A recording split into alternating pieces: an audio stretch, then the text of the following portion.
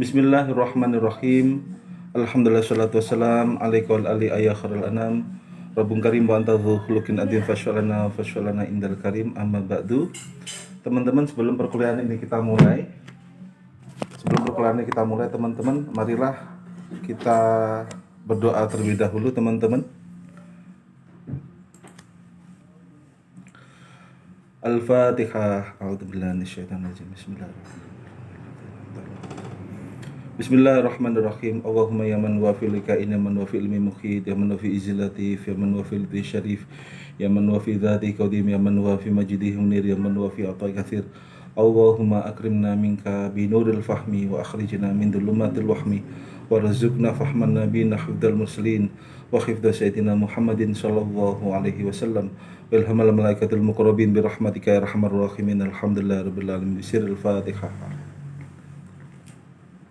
Teman-teman yang saya hormati, pada siang hari ini kita akan membicarakan mengenai indikator politik, teman-teman. Materi sudah saya share di LMS Yayan Jember. Dan kalau minggu kemarin kita bicara masalah hubungan politik dan hukum, bahwasanya politik itu merupakan tools, hukum merupakan tools, alat, politik hukum pun menjadi tools. Maka kemudian ada teori perlengkapan. Teori perlengkapan maknanya hukum itu sebagai pelengkap di dalam suatu perjalanan negara, teman-teman. Izinkan saya untuk share materi saya pada siang hari ini, teman-teman ya. Mungkin materi saya sudah kelihatan, teman-teman. Materi saya kelihatan, teman-teman? Sudah ya? Sudah. Kelihatan? Oke. Kita bentar dulu ya. Oke, ada yang masuk lagi nih. Bentar dulu, teman-teman ya.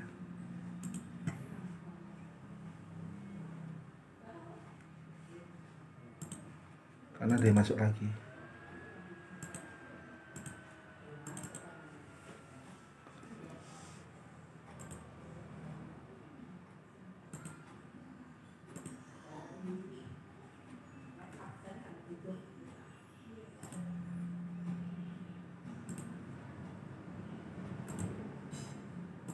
Oke, kelihatan teman-teman ya materi saya ya? Atau kurang besar?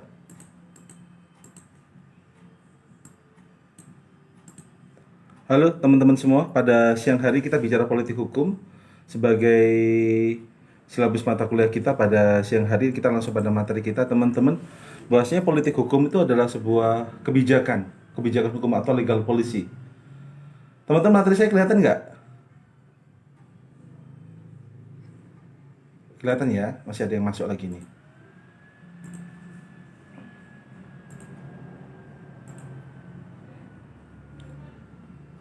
Materi kelihatan, teman-teman ya. Bahwasanya kalau kita bicara hukum, teman-teman, kita bicara kebijakan hukum atau legal policy. Apa yang dimaksud dengan legal policy itu, teman-teman? Legal policy itu merupakan upaya tertentu untuk merealisasikan tujuan hukum atau jus constituendum menjadi jus constitutum, hukum menjadi cita-cita hukum positif. Jadi di dalam hukum itu ada dua, ada jus constitutum dan ada yang disebut dengan jus constituendum. Kalau jus constitutum itu adalah hukum yang berlaku pada saat ini, sedangkan jus constituendum adalah cita-cita, adanya harapan, tujuan adanya hukum, teman-teman. Maka para pendiri bangsa, para founding fathers and the founding mothers Indonesia itu, manakala mendirikan suatu negara Indonesia, mereka sudah mengetahui bentuk negara kita itu akan seperti apa, Negara Kesatuan Republik Indonesia. Maka setelah itu dibuatlah Undang-Undang Dasar. Undang-Undang Dasar itu sebenarnya itu merupakan realisasi cita-cita harapan para pendiri bangsa bagaimana negara itu mau dibentuk, teman-teman. Setelah itu adalah disebut dengan jus constituendum, mau dibawa kemana negara itu, cita-citanya. Baru kemudian bentuknya itu dibuat dalam bentuk peraturan perundang-undangan sesuai dengan hierarki perundang-undangan, teman-teman. Baru kemudian itu dilaksanakan jadi jus constitutum.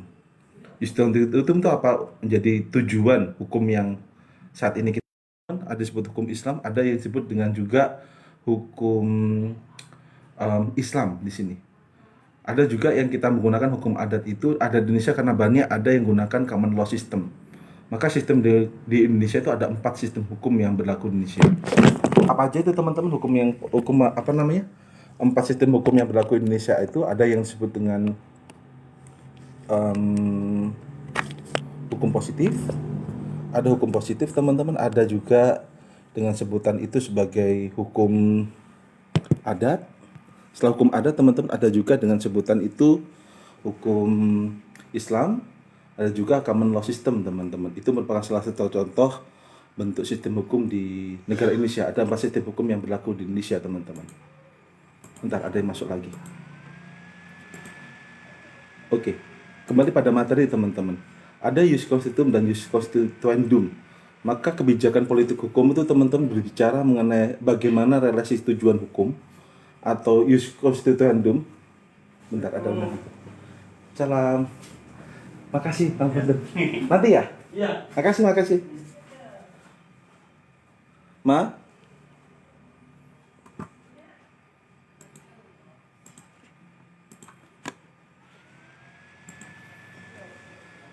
Maka kemudian teman-teman kebijakan hukum itu masuk pada proses pembentukan atau evaluasi penemuan dan menjalankan dan menegakkan hukum. Maka teman-teman setelah kita bicara mengenai jus constituendum, hukum yang dicita-citakan kemudian menjadi hukum positif atau jus constitutum yang berlaku di Indonesia, maka kebijakan itu bicara proses pembentukan peraturan perundang-undangan dari undang-undang yang paling tinggi hingga undang-undang paling rendah. Kemudian teman-teman kita bicara bagaimana evaluasinya, apakah di dalam pembentukan perundang-undangan tadi ada evaluasi, ada pengujian atau yang kita sebut dengan judicial review. Dan juga kita bicara penemuan hukum. Penemuan hukum nanti kita bicara pada mata kuliah logika dan pelayanan hukum. Hukum ditemukan teman-teman. Penafsiran-penafsiran hukum karena hukum bicara tentang bahasa, hukum bicara doktrin, dan hukum juga bicara kenyataan, maka hukum itu perlu digali untuk ditemukan. Setelah ditemukan suatu keadilan tadi, kita bicara bagaimana menjalankan hukumnya, maka stakeholder hukum yang sudah berlaku di Indonesia, yang sudah ditetapkan DPR, itu harus dilaksanakan oleh seluruh masyarakat Indonesia teman-teman. Maka setelah menjalankan, kita bicara bagaimana menegakkan hukum tadi. Hukum tadi perlu ditegakkan teman-teman. Kenapa hukum perlu ditegakkan? Teman-teman, agar hukum itu mempunyai kepastian hukum. Tujuannya adalah itu teman-teman.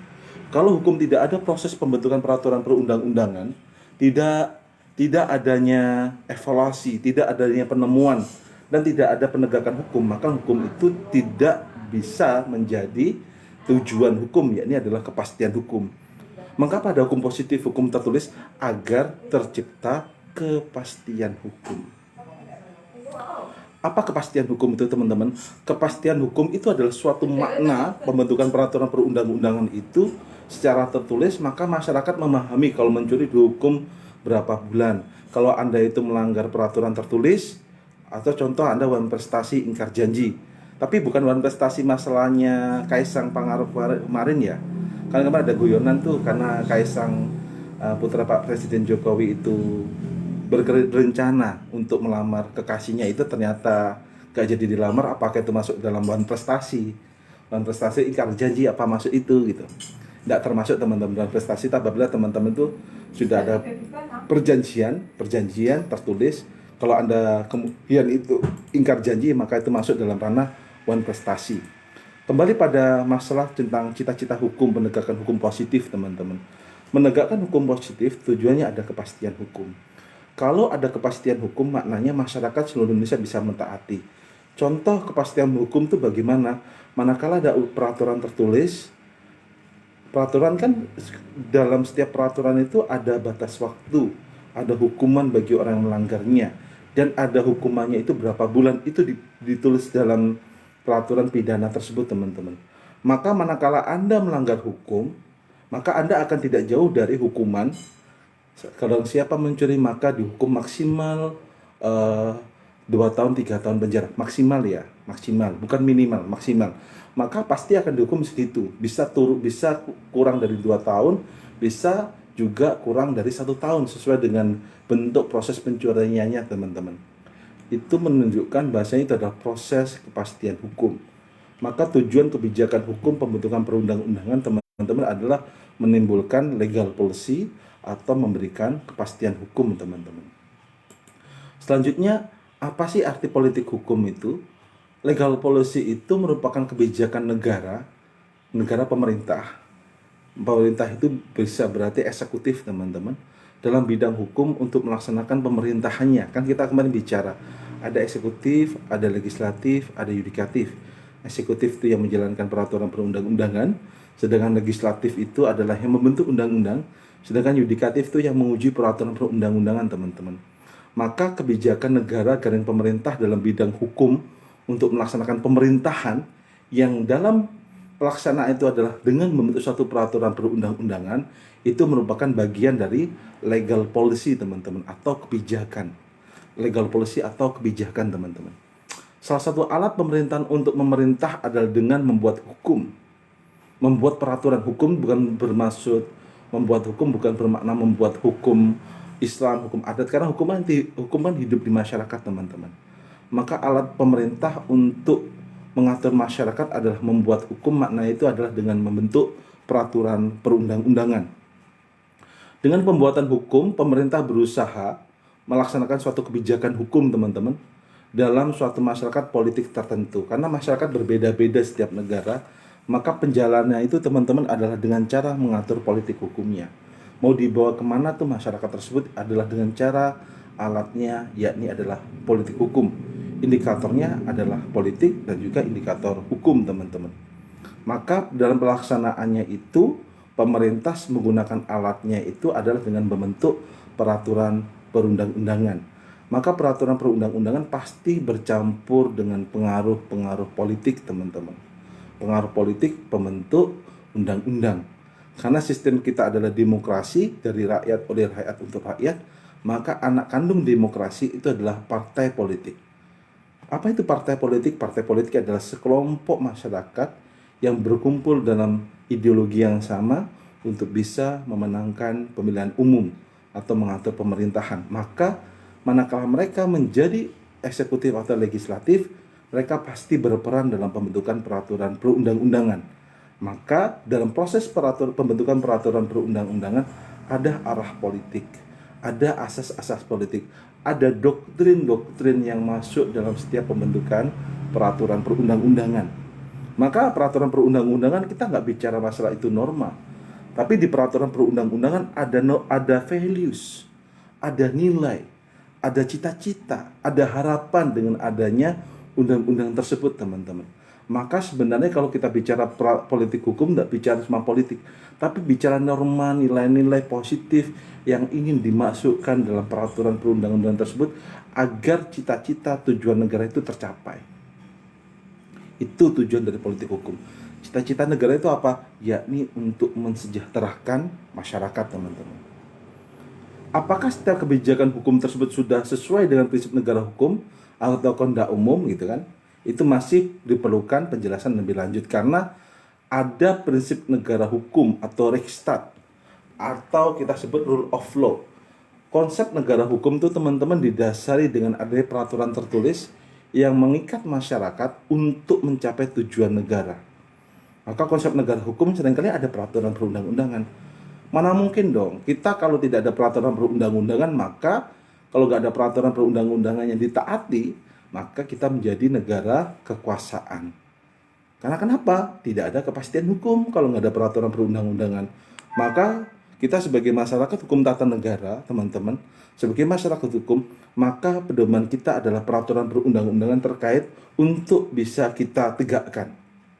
Polisi, jaksa, pengacara, ataupun hakim, mereka adalah para penemu hukum untuk sebagai penegak hukum di Indonesia. Termasuk kita juga sebagai masyarakat hukum, teman-teman, adalah untuk menegakkan hukum di sini. Maka mana mungkin kita ingin menegakkan hukum tanpa ada hukum? Mana mungkin kita akan menegakkan hukum, teman-teman, tanpa ada peraturan hukum yang harus kita taati. Maka teman-teman, kembali pada materi kita, bagaimana perkembangan pembuatan hukum di Eropa di sini? Perkembangan pembuatan hukum di Eropa, teman-teman,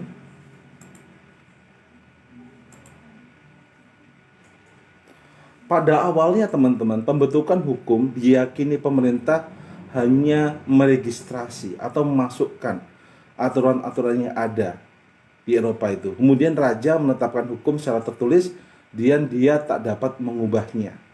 Maka seringkali raja itu dianggap sebagai penemu hukum dan juga penegak hukum, karena waktu zaman di Eropa itu teman-teman, mereka menggunakan raja sebagai penegak hukumnya. Raja sebagai penegak hukum dan juga sebagai hakim di sini. Kemudian teman-teman, pada abad pertengahan dikenal hukum tadi. Pada abad pertengahan dikenal hukum raja. Titah raja berlaku sebagai undang-undang kemudian. Raja berbuat demikian karena ia telah mewajibkan rakyat bersumpah setia di sini. Bersumpah setia maknanya apa teman-teman? Raja itu kemudian memberikan legitimasi, memberikan kebijakan. Karena masyarakat menyerahkan dirinya kepada raja. Keadaan ini teman-teman semakin kuat setelah ada kepercayaan bahwa raja sebagai penjelmaan dari Tuhan. Kan kita ketahui bahasanya di zaman Eropa pada waktu itu raja sebagai penjelmaan dari Tuhan yang harus ditaati. Sampai hari ini yang harus teman-teman pahami, dia juga di Jepang raja itu sebagai keturunan dari dewa matahari malah di situ. Maka pembuat undang-undang di zaman Eropa adalah raja. Titahnya itu harus ditaati teman-teman. Masyarakat mengharapkan kesejahteraan dari Tuhan.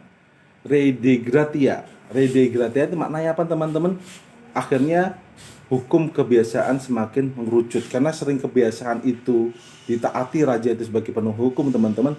Secara tidak langsung teman-teman kemudian titah-titah raja itu dianggap sebagai peraturan perundang-undangan. Selanjutnya teman-teman, di Eropa para pendukung hukum alam itu adalah, kalau kita bicara hukum alam teman-teman, hukum yang hidup, hukum yang berkembang di masyarakat. Hukum alam itu sering kita sebut dengan hukum kodrati atau natural law di sini. Hukum alam itu hukum alam itu adalah kebenaran yang hidup di masyarakat sebelum ada titah raja. Sebelum ada kerajaan, sebelum adanya pemerintah, ada hukum alam teman-teman. Hukum alam itu apa? Hukum yang hidup, yang itu sudah menjadi kebiasaan di masyarakat dan itu ditaati oleh masyarakat. Contohnya seperti ini teman-teman. Orang menikah. Menikah itu bukan karena itu merupakan peraturan perundang-undangan atau titah raja, bukan. Orang menikah itu karena di dalam pikiran manusia disadari bahwasanya itu menikah laki-laki dengan perempuan itu merupakan suatu kebutuhan, suatu kebenaran, general truth, kebenaran yang nyata teman-teman. Maka orang melakukan perkawinan di sini atau pernikahan. Tanpa ada peraturan, orang akan juga melaksanakan pernikahan, karena itu sudah diakui, disamakan, bahwa orang percaya dengan adanya perkawinan itu bisa untuk melanjutkan keturunan di sini. Maka kalau kita bicara itu tadi, itu merupakan bagian dari hukum alam, kebenaran kenyataan yang ada di masyarakat teman-teman. Maka kalau kita bicara mengenai hukum alam itu dibagi menjadi 5 hal teman-teman. Hukum alam itu pertama adalah nature. Apa itu nature teman-teman? Nature itu adalah manusia harus hidup berdampingan dengan alam yang hidup ataupun tidak hidup. Manusia sebagai living human, dia harus hidup bersama dengan alam atau makhluk lain. Pada prinsip hukum alam ini menyatakan teman-teman bahasanya masyarakat itu tidak bisa hidup sendiri. Masyarakat masih membutuhkan orang lain. Maka manakala kita berbuat baik pada orang lain juga akan berbuat baik pada kita. Apabila manusia berbuat baik pada alam, maka alam juga akan berbuat baik pada kita. Itu merupakan bagian dari hukum kausalitas, bagian dari hukum alam. Jadi hukum alam itu bukan dimaknai sebagai hukum alam, bukan dimaknai sebagai hukum rimba, bukan. Hukum alam adalah bicara mengenai kenyataan di dunia. Bahasanya baik buruk itu sudah ada penilaian di masyarakat. Bukan kita bicara hukum rimba.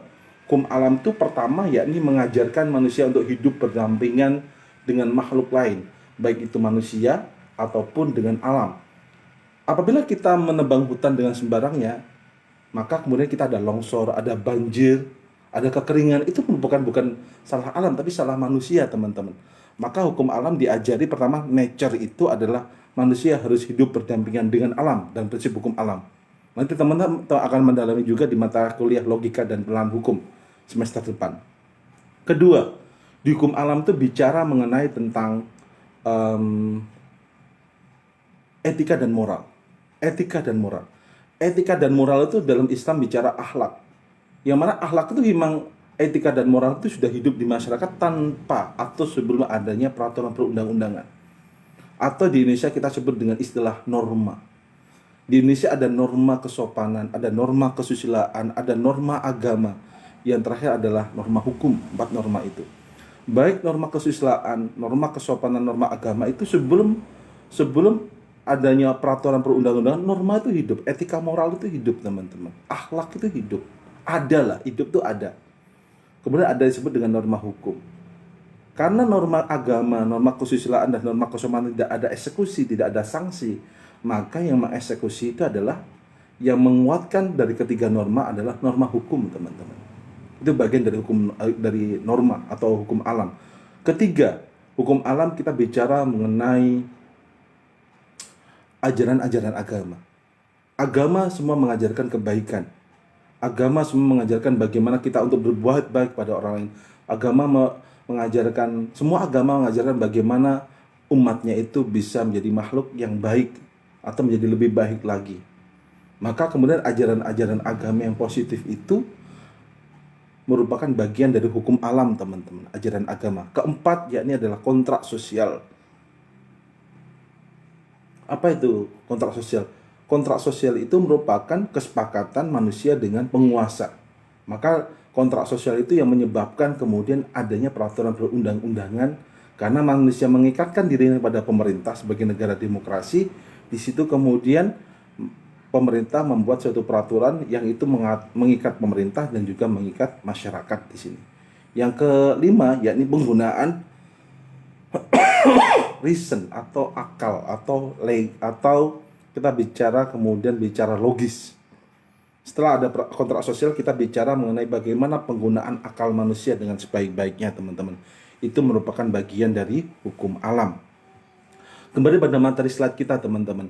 Para pendukung hukum alam membuat teori hukum membedakan hukum yang dipaksakan, justum, dan hukum yang sukarela, honestum. Hukum yang dipaksakan itu berfungsi melayani ketenangan lahir, karena itu sanksinya dapat dipaksakan. Sedangkan honestum, teman-teman, berkaitan dengan kesusilaan yang sebaiknya dilaksanakan, tapi bukan merupakan kewajiban. Dengan demikian, justum semakin diperlukan sehingga pembuatan hukum menempati peran utama di sini. Karena hukum harus dipaksakan. Ada norma atau etika. Namun norma etika yang hidup tadi yang saya ceritakan, ada norma kesopanan, kesusilaan, dan norma agama. Tanpa ada norma hukum yang tertulis, hukum tidak bisa dipaksakan. Kalau nggak dipaksakan, maka kepastian hukum susah untuk didapatkan. Maka seringkali kalau kita bicara hukum, ada sanksi di situ. Kenapa ada sanksi, teman-teman? Agar hukum bisa dipaksakan, agar masyarakat untuk bisa mentaati aturan hukum, teman-teman. Oke, dari sini dulu, teman-teman. Ada pertanyaan dulu, saya silahkan.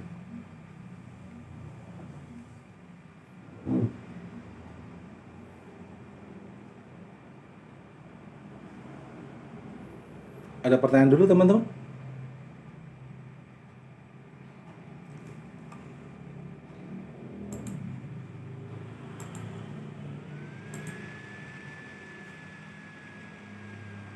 Tes 1, kok nggak ada feedback ini?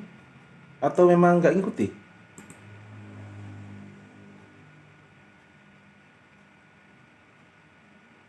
Kenapa? Kok tidak ada pertanyaan dulu? Nggak ada?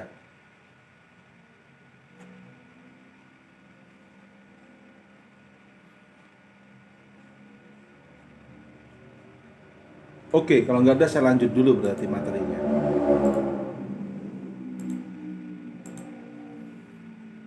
Selanjutnya, teman-teman,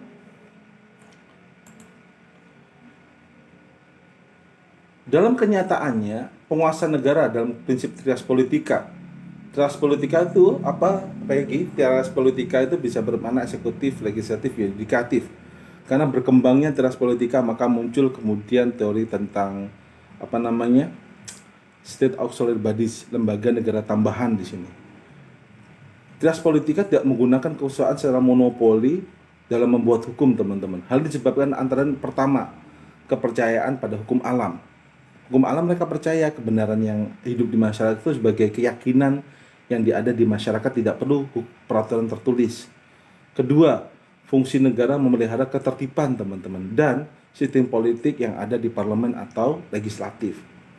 Maka kemudian mulai abad ke-20 peran pembuat hukum atau legislator itu bukan hanya menetapkan kebiasaan-kebiasaan sebagai alat penjaga ketertiban, kebiasaan tadi, tetapi juga melakukan perubahan masyarakat di sini.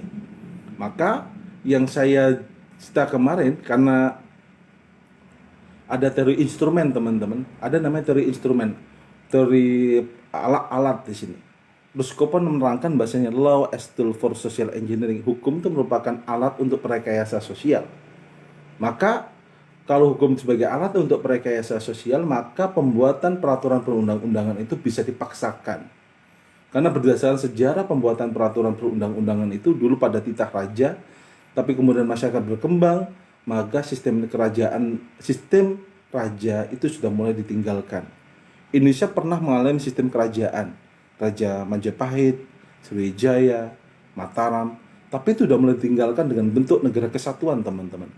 Tapi praktis sampai hari ini kayak di Malaysia itu ada 9 kerajaan. Mereka mengikatkan diri menjadi satu kerajaan. Kemudian setiap raja itu kemudian berganti raja untuk menjadi yang disebut dengan yang di Pertuan Agong, raja tertinggi. Sedangkan yang melaksanakan pemerintahan itu adalah Perdana Menteri, atau dalam sistemnya itu kayak partai, pilihan dari partai teman-teman. Maka sistem kerajaan yang dulu raja memiliki kekuasaan yang dominan, dengan adanya pemikiran masyarakat terus melebar, maka kemudian ada pembagian kekuasaan di sini. Indonesia bukan sebagai negara kerajaan teman-teman. Indonesia bukan negara kerajaan, tapi seperti Malaysia, Thailand, dan kemudian Inggris, apalagi teman-teman negara kerajaan itu. Arab Saudi, negara kerajaan, mereka belum bisa meninggalkan sistem seperti itu. Brunei Darussalam, negara kerajaan. Tapi banyak negara kerajaan hari ini beralih fungsi menjadi negara parlementer. Apa maksudnya negara parlementer itu teman-teman? Ada raja sebagai pucuk pimpinan suatu negara, tapi yang menjalankan pemerintahan itu adalah Perdana Menteri. Yang menjalankan pemerintahan adalah Perdana Menteri. Kenapa ada seperti itu teman-teman? Karena kemudian ada pergeseran peran. Orang-orang sudah mulai percaya dengan sistem demokrasi daripada sistem kerajaan. Kenapa? Karena memang pada saat dulu raja itu adalah orang yang dianggap sebagai keturunan dari Tuhan, manifestasi dari Tuhan, yang mana tapi kemudian bisa jadi raja turun pada anaknya, turun pada cicitnya, itu memiliki kebijakan yang berbeda teman-teman. Maka disistemlah digunakan sistem negara demokrasi, adanya pemilihan umum. Siapa yang dipilih? Orang yang paling cakap, orang yang paling mumpuni untuk bisa memimpin negara. Maka kemudian adalah muncul partai politik. Partai politik itu yang kemudian memberikan figur siapa calon untuk bisa memimpin, dan itu melalui pemilihan umum teman-teman. Ada pertanyaan dulu dari sini tentang sistem kerajaan dan juga teori tentang hukum sebagai instrumen, hukum sebagai alat teman-teman. Ada pertanyaan dulu? Saya silahkan.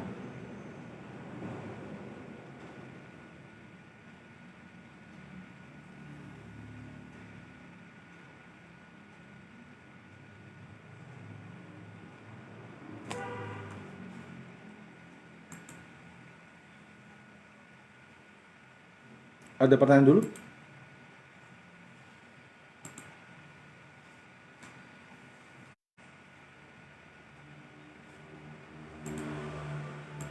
Nyambung berarti. Kalau nggak ada pertanyaan berarti teman-teman berarti paham berarti ya. Makasih. Siapa lagi? Oke, teman-teman saya dulu ya, Saya foto dulu ya. Jangan lupa teman-teman isi presensi kehadiran dulu ya di LMS. Kalau sudah, saya ucapkan terima kasih. Oke, ntar dulu ya. Nggih, makasih Mas Bayhati. Evi Zilvi, silakan Evi, monggo Elvi.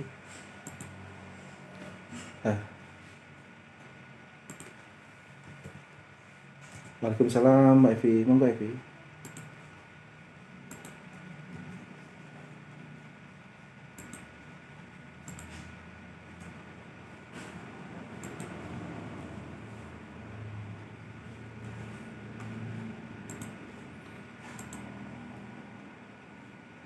Bukan, kalau kerajaan itu menggunakan sistem hukum kerajaan. Jadi anak pertama itu Evi yang melanjutkan, anak pertama laki-laki itu yang melanjutkan sistem tampuk kepemimpinannya. Maka di situ banyak yang komplain karena adanya kemudian teori itu teman-teman, perempuan juga memiliki hak yang sama, Evi. Kan di beberapa kerajaan itu anak laki-laki itu dianggap lebih mumpuni daripada anak perempuan. Maka kalau teman-teman lihat Evi, di dalam sistem negara kerajaan Thailand, Thailand itu menggunakan kerajaan yang negara kerajaan Thailand. Raja itu Raja Bhumibol Adulyadej dulu itu sebagai pucuk pimpinan tertinggi, tapi yang menjalankan sistem pemerintahan adalah parlementer, perdana menteri, partai kuning dan partai merah. Namun kemudian hari ini itu di Thailand itu Evi dilanjutkan oleh Raja Rama yang istrinya itu ada banyak. Evi bisa cek gitu. Rajanya ada banyak. Istri termudanya hari ini itu merupakan angkatan bersenjata, seorang pilot perempuan cantik, selirnya ya. Istrinya itu Ratu Sinenat, tapi selirnya itu banyak. Selirnya itu banyak.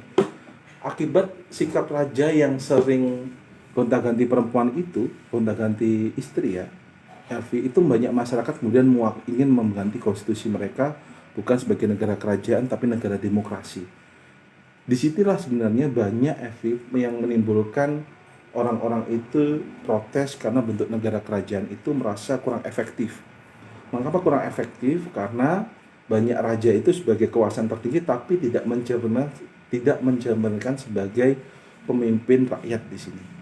Maka kemudian apakah sistemnya itu adalah rimba? Bukan.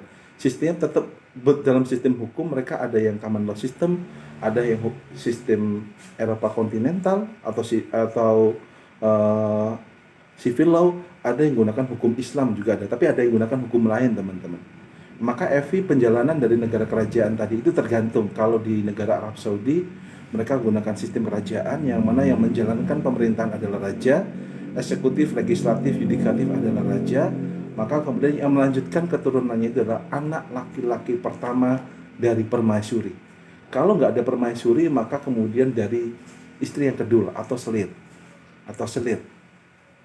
Pak Basuki itu kan ceritanya anak perempuan tidak dapat kesempatan. Iya, karena di dalam secara global dianggap laki-laki itu sebagai apa teman-teman? Laki-laki itu sebagai penerus.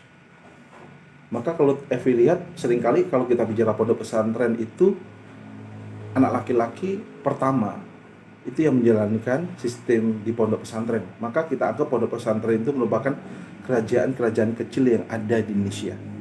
Pondok pesantren itu merupakan bagian dari kerajaan-kerajaan kecil yang ada di Indonesia.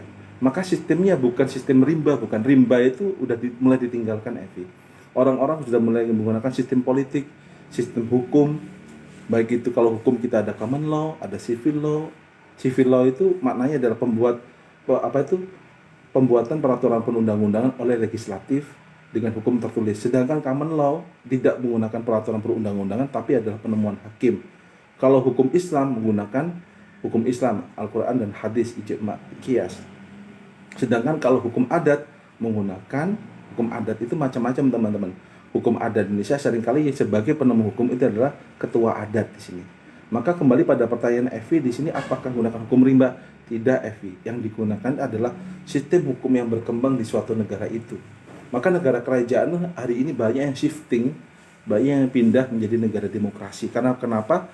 Karena banyak juga perempuan-perempuan keturunan raja itu juga memiliki keahlian kemampuan. Contohnya seperti ini. Evi perlu tahu kerajaan Mataram, Sri Sultan Hamengkubuwono hari ini itu melalui istri GKR Mas ya, Gusti Kanjeng Ratu Mas itu anaknya semua 4. Pada dalam sistem kerajaan yang meneruskan keturunan adalah laki-laki. Bagaimana kalau anak-anaknya raja itu semua perempuan? Kan susah. Siapa yang menjalankan? Masa menantu? Nggak bisa. Menantu bukan darah raja. Maka kemudian kemarin rame-rame, karena kita tahu daerah istimewa Yogyakarta itu merupakan daerah istimewa khusus dalam otonomi daerah itu. Mereka tidak menggunakan pemilihan umum kepala daerah. Yang menjadi gubernur DKI Jakarta, gubernur daerah istimewa Yogyakarta adalah anak dari keturunan Sri Sultan Hamengkubuwono, anak laki-laki. Namun apabila anaknya semua perempuan, bagaimana? Itu yang susah, Elvi. Maka mulai diubah konstitusi di kerajaan Mataram itu di Yogyakarta, bahasanya Gusti Kanjeng Ratu anak pertama dari Sultan Hamengkubuwono itu untuk melanjutkan keturunan. Karena tidak punya anak laki-laki dan menantu nggak bisa melanjutkan keturunan sebagai gubernur, karena Raja Yogyakarta itu secara otomatis sebagai gubernur daerah istimewa Yogyakarta. Maka saya jawab pertanyaan Evi, tidak semua Evi. Sistem kerajaan itu gunakan sistem rimba. Tapi banyak hari ini kerajaan itu beralih menjadi negara demokrasi. Evi itu mungkin yang bisa saya jawab pertanyaan jenengan. Mungkin Evi ada feedback dulu. Saya silakan Evi. Sami-sami Evi. Mungkin dari teman-teman yang lain ada yang ingin ditanyakan, saya persilakan teman-teman. Silakan Mas Kodir. Yang apa? Makasih Mas Kodir. UK ya. Kalau UK, United Kingdom itu negara Inggris. United Kingdom itu mereka mempunyai jajahan. Jajahan dari Inggris itu adanya Australia, Selandia Baru, Hong Kong, Malaysia, Kepulauan Solomon yang kemarin masuk di Fasfades itu. Kepulauan Solomon termasuk bagian dari negara persmakmuran Inggris. Jadi negara dijajah itu Mas Kodir itu tidak cuma meninggalkan jajahan, tapi mereka meninggalkan kebijakan. Maka kebijakan Indonesia karena pernah dijajah Belanda berbeda sama Malaysia yang pernah dijajah oleh Inggris, teman-teman. Pernah dijajah oleh Inggris. Awak kecepit. Maka kemudian bagaimana United Kingdom itu kebijakan konstitusinya itu yang menjalankan pemerintahan adalah Ratu Elizabeth. Bukan King Philip ya. Ratu Elizabeth, Mas Kodir. Ratu Elizabeth itu sebagai keturunan Ratu Elizabeth I, Ratu Elizabeth II. Tapi sekarang yang menjalankan keturunannya itu di United Kingdom itu pertama adalah istrinya Pangeran Williams, istrinya Ratu Diana. Tapi gara-gara di aturannya itu apabila seorang raja, keturunan raja, kemudian dia nikah lagi, kan harusnya itu karena di kerajaan Inggris dia orang agama Kristen, teman-teman. Kristen itu mengajarkan apabila kamu Kristen Katolik ya, menikah itu adalah sehidup semati, tidak boleh cerai atau tidak boleh nikah lagi. Maka di aturan Inggris itu apabila dia itu kemudian meninggal, Ratu Diana itu, dan itu kemudian dia nikah lagi, maka dia tidak sebagai pewaris tahta. Yang mewariskan tahta siapa? Anak laki-laki. Yakni anak laki-laki adalah Pangeran Henry sama Pangeran Williams, anaknya dari Ratu Diana itu, teman-teman. Tapi kalau hari ini kan Pangeran William sudah punya anak laki-laki 1, 2, 3 anaknya sama Kate Middleton. Kalau Pangeran Henry masih belum punya keturunan dengan yang nikah kemarin itu. Maka yang menjalankannya itu sesuai dengan konstitusi di United Kingdom, dan mereka itu betul loh. Bahasanya Inggris memang negara kecil, tapi harus diingat mereka negara terkaya. Karena kenapa? Mereka mempunyai negara persemakmuran Inggris yang cukup banyak. Hong Kong, Australia, Selandia Baru. Yang informasi saya dapat bahasanya itu mereka juga memberikan sesuatu biaya terhadap negara Inggris yang tidak kecil, teman-teman. Maka maknanya negara Inggris walaupun kecil, tidak besar daripada Pulau Kalimantan, mereka negara terkaya di dunia karena mereka memiliki negara persemakmuran. Dan karena mereka menggunakan sistem parlementer, yang menjalankan pemerintahan bukan Ratu Elizabeth, tapi yang menjalankan pemerintahan adalah Perdana Menteri Boston hari ini, Brian Boston, yang sebagai pemimpin sebagai penguasanya adalah ratu, tapi yang menjalankan pemerintahannya itu adalah Perdana Menteri. Indonesia itu, kalau kita lihat Indonesia, teman-teman, Indonesia itu Pak Jokowi sebagai kepala negara, kemudian yang menjalankan pemerintahan adalah Pak Jokowi, namanya sebagai pemimpin masyarakat Indonesia adalah presidennya adalah Pak Jokowi. Sama mungkin sama ayahnya Mas Kodir. Ayah Mas Kodir itu juga memiliki anak, Zilfi. Ayah Mas Kodir itu mempunyai ayah. Mas Kodir manggil ayahnya bapak. Ibunya Mas Kodir manggil manggil ibu Mas Kodir sebagai mama ataupun sebagai sayang atau apa. Orang-orang manggil ayahnya Mas Kodir sebagai Pak Kodir. Maka bapaknya Mas Kodir mempunyai 3 nama.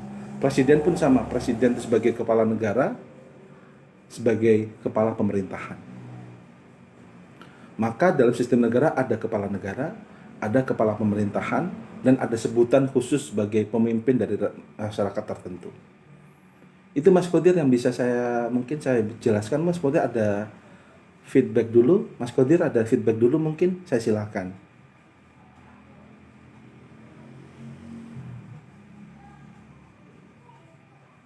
Loh, oh bukan. Kalau Britania Raya itu negara-negara di United Kingdom itu negara Inggris, sedangkan Britania Raya itu negara-negara kayak Wales, Skotlandia, itu negara persemakmuran. Negara gimana?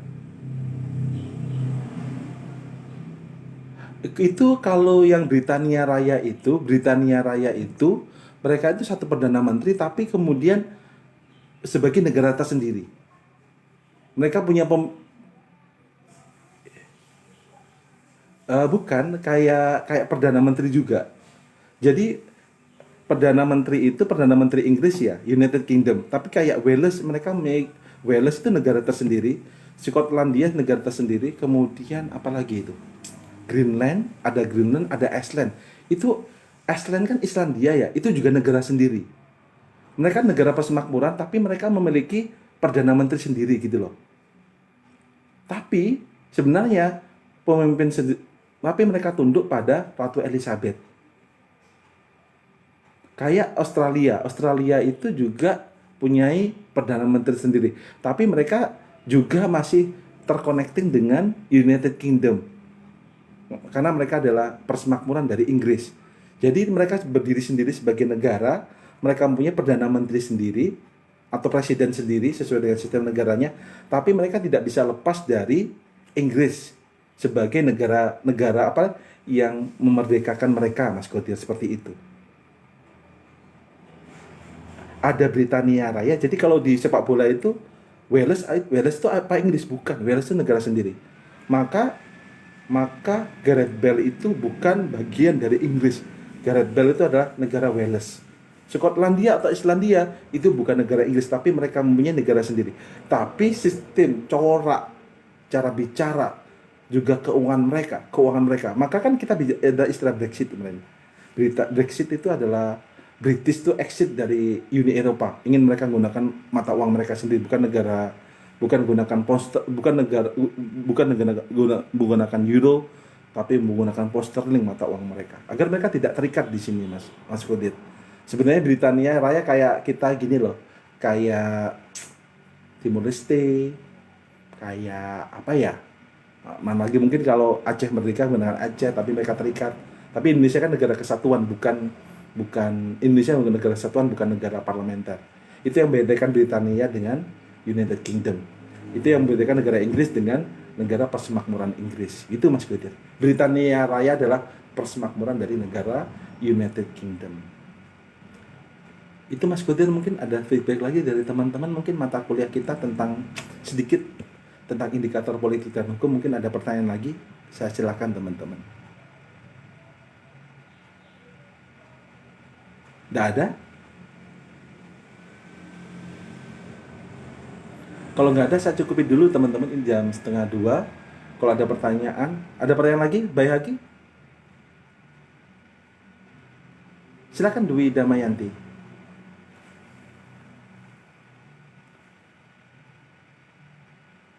J.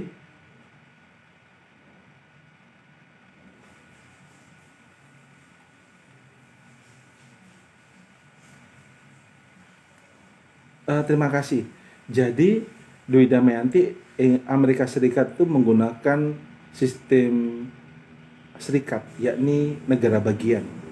Negara bagian itu yakni negara bagian mereka tergabung dalam negara Amerika Serikat, tapi mereka juga dipecah-pecah menjadi negara bagian New York, negara bagian Boston, negara bagian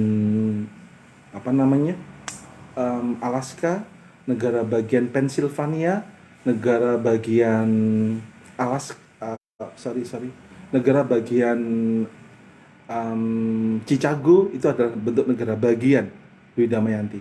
Presiden itu pemilihannya itu di Amerika Serikat itu sesuai kenapa Hillary Clinton itu secara pemilihan masyarakat itu menang. Halo? Hillary Clinton waktu melawan Donald Trump pada tahun 2017 itu banyak masyarakat itu memilih Hillary Clinton. Tapi yang jadi presiden adalah Donald Trump. Kenapa kok bisa menang?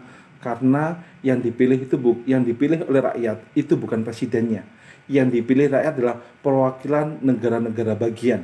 Negara bagian itu milih Partai Demokrat atau Partai Republik. Ternyata banyak anggota legislator itu yang masyarakat memilih anggota legislator dari Partai Republik. Maka Donald Trump kemarin pada pemilu sebelum ini adalah yang menang adalah Donald Trump. Walaupun maka pemilihan di Amerika Serikat 2 kali. Pertama memilih presiden, kedua memilih anggota parlemen. Karena partainya ada 2, Partai Republik dan Demokrat, maka kemudian banyak yang memilih Partai Republik, maka Donald Trump menang. Kemarin sebenarnya digadang-gadang Donald Trump itu menang. Tapi kemudian masyarakat banyak muak pada Donald Trump karena pandemi COVID-19 dan juga kemarin itu karena ada pendukung setia ya, Make America Great Again. Masyarakat banyak yang milih yang terakhir itu 279 itu memilih Joe Biden dari Partai Demokrat di legislatifnya, sedangkan di legislatif yang milih Donald Trump sekitar 243. Barang siapa bisa memenangkan 260 pemilihan kursi legislatif di negara bagian, maka itu yang bisa menjadi presiden Amerika Serikat. Maka pemilihan presiden Amerika Serikat bukan ditunjukkan banyaknya masyarakat memilih, tapi banyaknya kursi yang ada di DPR dari 2 partai tersebut. Itu Dwi Damayanti. Nanti itu kenapa kok bisa menilai seperti itu? Karena Amerika Serikat menggunakan negara bagian atau serikat itu negara bagian. Sedangkan Indonesia bukan menggunakan negara bagian, Indonesia menggunakan sistem negara kesatuan. Beda negara serikat dengan negara kesatuan. Indonesia pernah mengalami sistem negara bagian pada tahun 1950 hingga 1959, tapi kita tidak berhasil karena terpecah belah oleh sistem adu domba dari Belanda. Itu Dwi Damayanti. Mungkin Dwi Damayanti ada feedback dulu. Nyambung nggak dengan ucapan saya? Sama-sama. Ada teman-teman lain yang ingin ditanyakan, teman-teman yang lain? Ada pertanyaan dulu, silahkan teman-teman.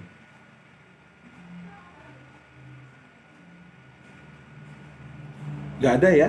Silvatun nggak ada pertanyaan? Tantri? Jelvi ada pertanyaan? Rizky Hamdani ada pertanyaan lagi? Nggak ada pertanyaan teman-teman? Kalau nggak ada, makasih ya. Kalau gitu mari perkuliahan kita pada sore hari ini kita tutup dengan bacaan Fatihah 1 kali. Al-Fatihah.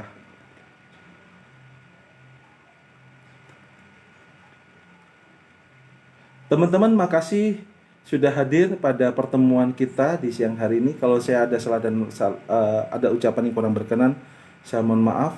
Kalau ada pertanyaan, silakan teman-teman tulis di WA Group ataupun di LMS. Makasih waktunya. Assalamualaikum warahmatullahi wabarakatuh. Terima kasih teman-teman.